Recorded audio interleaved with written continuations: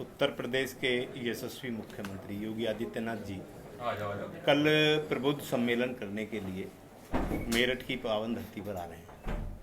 सर्वप्रथम तो मैं पश्चिम क्षेत्र में उनका चुनावी दृष्टि से पहला कार्यक्रम है, तो वो आ रहे हैं तो उनका स्वागत करता हूँ, अभिनंदन करता हूँ। साथ ही हम सब का सौभाग्य है कि मेरठ की पावन धरा पर देश के यशस्वी प्रधानमंत्री माननीय नरेंद्र मोदी जी की पहली जनसभा मेरठ में होनी तय हुई है। उसके लिए भी हम स्थान देख के आए हैं। स्थान फाइनल हो जाएगा और एक बड़ी जनसभा मेरठ में होगी। मुझे पूर्ण विश्वास है मेरठ की जनता पर कि शीर्ष नेतृत्व ने जो यहाँ कैंडिडेट हमें दिए हैं उनको भारी बहुमत से जिताने के लिए यहाँ की जनता आतुर है।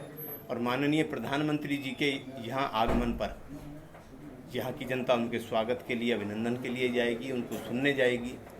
और उनके आने से केवल मेरठ की लोकसभा नहीं, आसपास की लोकसभा आपकी, चाहे मुजफ्फरनगर हो, चाहे बागपत हो, चाहे बिजनौर हो, चाहे गाजियाबाद हो, सारी लोकसभाओं पर संदेश जाने वाला है और उसका लाभ भारतीय जनता पार्टी के सभी प्रत्याशियों को मिलने वाला है। क्या माना जाए कि चुनावी पहली सभा मोदी जी की यहाँ से हो रही है, आगाज किया जा रहा है चुनाव का, इससे पहले भी थी, तो अब के क्या देख रहे हैं कि सरकार कितने उसमें आगे जाएगी? मैं ये देख रहा हूँ कि माननीय प्रधानमंत्री जी की जनसभा 2014 में पहली जनसभा बुलंदशहर में हुई थी और इस बार भी चुनाव से पहले जनसभा बुलंदशहर में हुई थी।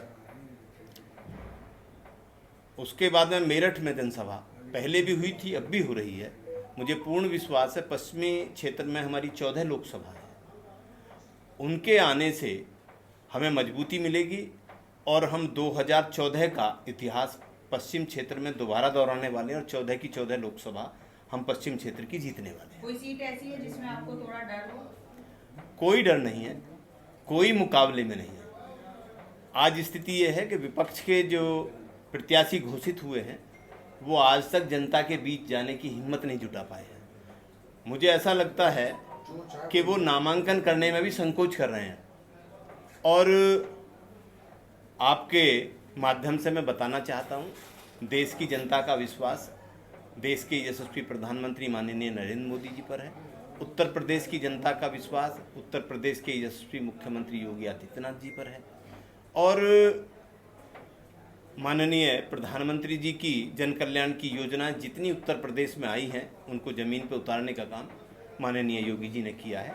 उसका लाभ इस बार निश्चित रूप से भारतीय जनता पार्टी के प्रत्याशियों को मिलेगा। आपने कहा कि जो विपक्ष है वो संकोच कर रहा है, तो क्या माना जाए कि विपक्ष लड़ने ही नहीं आएगा कि सीधे?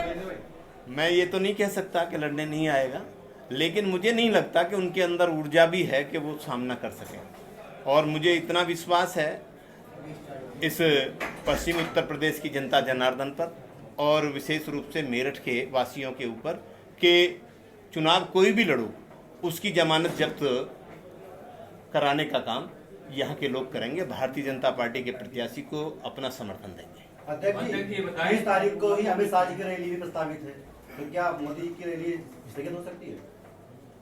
कितने तारीख को? 30 तारीख को माननीय अमित शाह जी की रैली का समय परिवर्तन है। पहले वो 31 तारीख को होने वाली थी।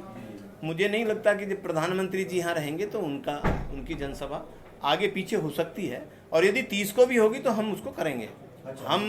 हमारा संगठन पूरी तरह से मुस्तैद है और उनकी जनसभाएं होने वाली हैं सहारनपुर में और मुरादाबाद में। उससे मेरठ से कोई दिक्कत नहीं है और हम एक दिन में 4 सभा करने की स्थिति में भारतीय जनता पार्टी के कार्यकर्ता और संगठन।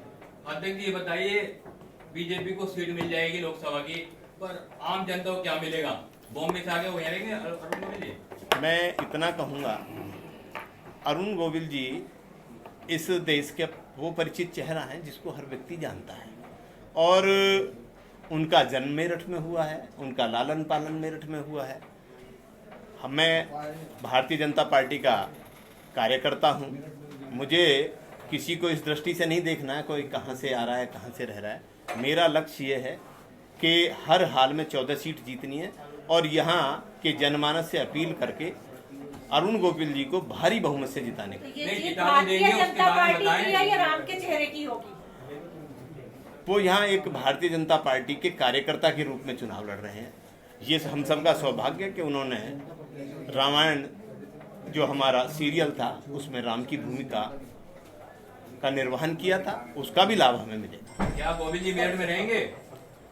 निश्चित रूप से रहेंगे। यहाँ के सांसद बनेंगे तो यहाँ रहना भी पड़ेगा, दिल्ली भी रहना पड़ेगा। अब तक कहाँ रह रहे थे मुझे इस बारे में कुछ नहीं कहना। मैं इतना जानता हूँ कि भारतीय जनता पार्टी ने उन्हें प्रत्याशी बनाया है तो वो अपने लोकसभा के क्षेत्र में रहेंगे और यहाँ के सभी नागरिकों का स्वागत अभिनंदन भी करेंगे, उनसे मिलेंगे।